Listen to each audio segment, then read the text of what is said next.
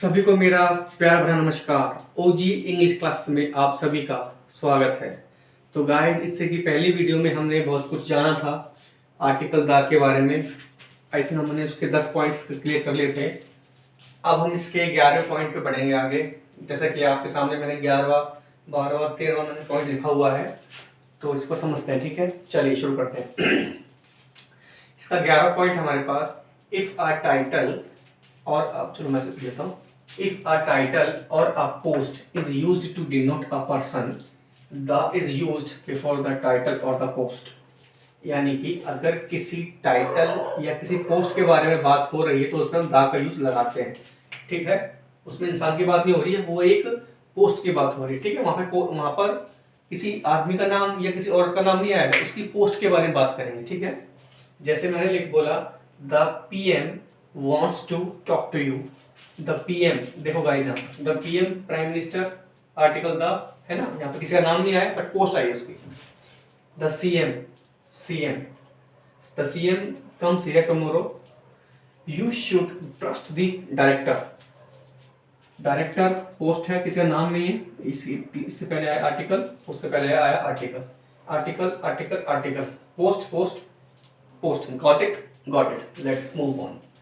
So guys, let's moving on our 12th point, that is the is used before the common noun used in noun in apposition। तो ये ध्यान देंगे आप guys, noun in opposition यानी कि common noun को ऐसा हम नाउन इन अपोजिशन यूज कर रहे हैं। इसका कहने का मतलब ये है, एक नाउन ये रहा, एक नाउन ये रहा, दोनों अगल बगल में हैं, तो बीच में जो इनको जोड़ रहा है वो दा है। अब दा कैसे है, चलो जानते हैं। मैंने बोला पहला point, Tagore comma the poet comma was famous. ध्यान देंगे। अब टैगोर किसी का नाम है, बोलो हाँ सर नाम है, तो किसी का नाम है, नाउन है तो ये प्रॉपर नाउन है कि नहीं? ठीक है, बट जो ये पोएट है, क्या है? पोएट माने कवि। पोएट तो कोई भी हो सकता है ना भाई, आप हो सकते हो, मैं हो सकता हूँ। तो जो पोएट यहाँ पर है तो ये एक कॉमन नाउन है। तो इस कॉमन नाउन को यानी कि इस प्रॉपर नाउन के बारे में ही, इसके बारे में यहाँ पे बात हो रही है। यानी कि कौन टैगोर, जो पोएट है वो फेमस था। बात हुई क्लियर? एक टैगोर नाम का आदमी है जो पोएट है और वो फेमस था। ठीक है, उस हिसाब से। अगला पॉइंट है, राघव किसका नाम है, नाउन है, प्रॉपर नाउन है। कौन राघव? अरे वही जो डांसर है, वही जो कवि है, वही जो डांसर है। बहुत लेबोरियस है, बहुत हार्ड वर्किंग है। बोलो हाँ है ना? तो मान लो मैं बोल दूं यहाँ पर सुरेश कॉमा द पेंटर, है ना? The painter is very good boy, is very good boy. ठीक है, देखो सुरेश किसका नाम है। अब कौन सुरेश? अरे वही जो पेंटर है, वो बहुत अच्छा लड़का है। यानी सुरेश ये रहा नाउन, इसको छोड़ो बाद में, इसको देखेंगे बाद में, क्योंकि इससे हम अभी हम बात कर रहे हैं अगल बगल के नाउन के बारे में। ठीक है, Suresh the painter common noun, Suresh proper noun, इन दोनों को जोड़ रहा है हमारा द। क्लियर? चलो, आई होप ये पॉइंट आपको हो गया हो क्लियर गाइस। अब इसका अगला पॉइंट है, वैसे भी जो नाउन का जो पार्ट है ना, आप नाउन के में जो जब इसका नाउन का चैप्टर आएगा जब भी आप सीखोगे, क्योंकि आर्टिकल है।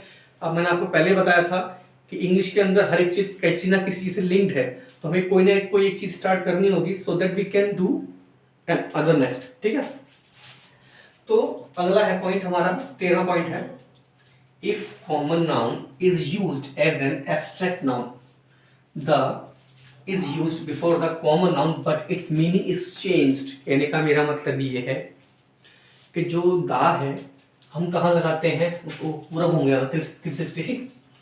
अगर हम किसी कॉमन नाउन को एब्स्ट्रैक्ट नाउन यानी कि किसी कॉमन नाउन को हम किसी के फीलिंग्स, एब्स्ट्रैक्ट मतलब भाव, एब्स्ट्रैक्ट मतलब भाव, फीलिंग। ठीक है,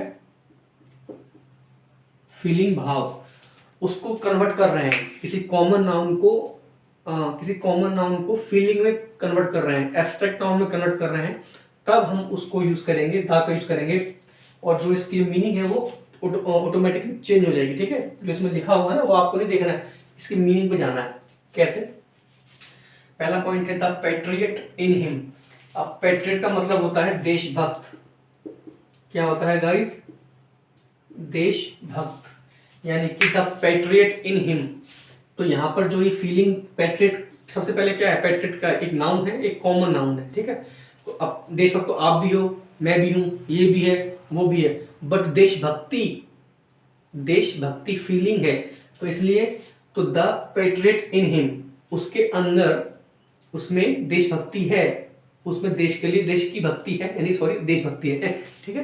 अगला पॉइंट है when I found a baby the father aroused in me.